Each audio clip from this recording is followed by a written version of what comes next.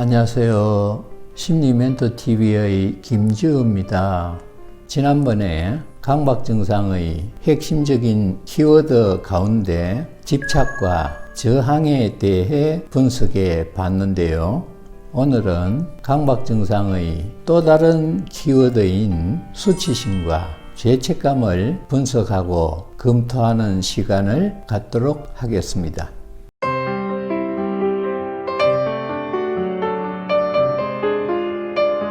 사람은 누구나 자신이 남들과 다르다는 생각을 종종 하게 되죠. 그리고 그것이 좋은지 나쁜지를 판단하게 됩니다. 예를 들면 자신의 외모가 평범하지 않고 특이하다든가, 키가 지나치게 크거나 작다든가, 성격이 너무 외향적이거나 내성적이라든가, 말을 더듬는다든가 등등 자신이 남들과 다르다고 인식되는 부분이 누구에게나 조금씩 있을 수 있고, 그 다름이 자신의 장점이라는 생각이 들 수도 있고 단점이라는 생각이 들 수도 있습니다.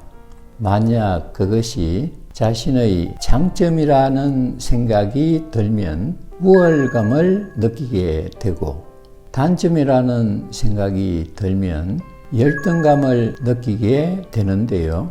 강박 증상에 시달리는 분들의 가장 큰 특징 중의 하나가 바로 자신은 남들과 다르다는 인식이 강한 면모를 보인다는 겁니다.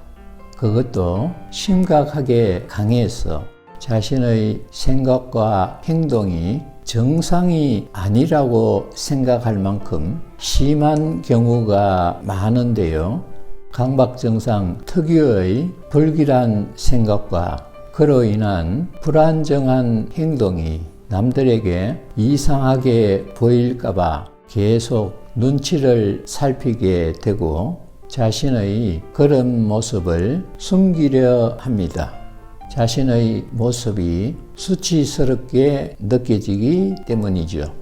그래서 강박증에 시달리는 분들은 증상 자체도 고통스럽지만 남들에게 수치를 당할까봐 계속 눈치를 보는 것도 고통스러운 이중의 고통을 겪고 있다고 할 수 있습니다.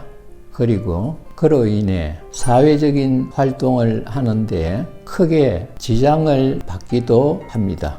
강박 증상에 시달리는 분들은 앞에서 말씀드렸듯이 자신이 정상이 아니라 비정상이라는 인식이 강한 것이 또 다른 특징인데요. 그것이 강박 증상을 심화시키는 핵심적인 요인으로 작용한다는 사실에 주목할 필요가 있습니다. 자신이 뭔가를 자꾸 확인하거나 물건을 가지런하게 정렬하거나 손을 지나치게 자주 씻는 행동을 반복하는 것은 아무래도 정상이 아닌 것 같다고 여겨집니다. 그리고 그렇게 하지 않으면 불안해서 안절부절 못하는 모습을 보이는 것도 정상이라고 인식하기가 어렵습니다. 아울러 그런 행동을 하게 만드는 눈에 보이지는 않지만 머릿속에 끊임없이 떠오르는 불길한 생각과 상상을 하는 것도 정상이 아니라는 생각에 쉽게 동화되어 버리기 때문입니다. 그래서 스스로가 자신을 정상이 아닌 비정상적인 사람으로 간주하고 이 세상에 자신을 이해할 수 있는 사람은 아무도 없다라는 자괴적인 생각에 사로잡히게 됨으로써 항상 사람들을 경계하고 남들이 자기에게 다가오는 것을 두려워하게 되는 것입니다.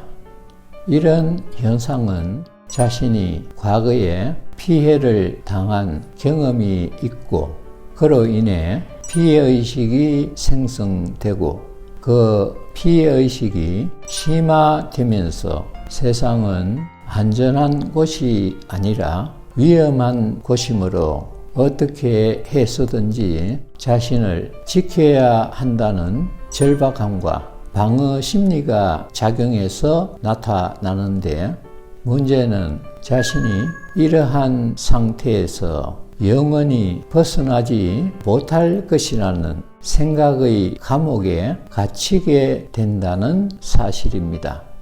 그래서 강박증상에 시달리는 분들은 그 생각의 감옥에서 빠져나오기 위해 온갖 노력을 다 기울이지만 늘 한계의 벽에 부딪혀 절망감이 깊어지는 것입니다.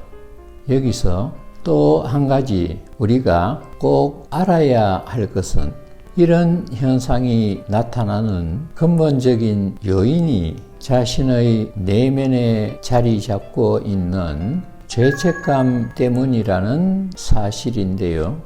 죄책감은 모든 고통의 뿌리라고 할 수 있습니다. 죄책감은 항상 우리에게 너는 편안하고 행복하게 살 자격이 없어 라고 규정하는 내면의 목소리를 들려주면서 과거의 잘못을 지적합니다.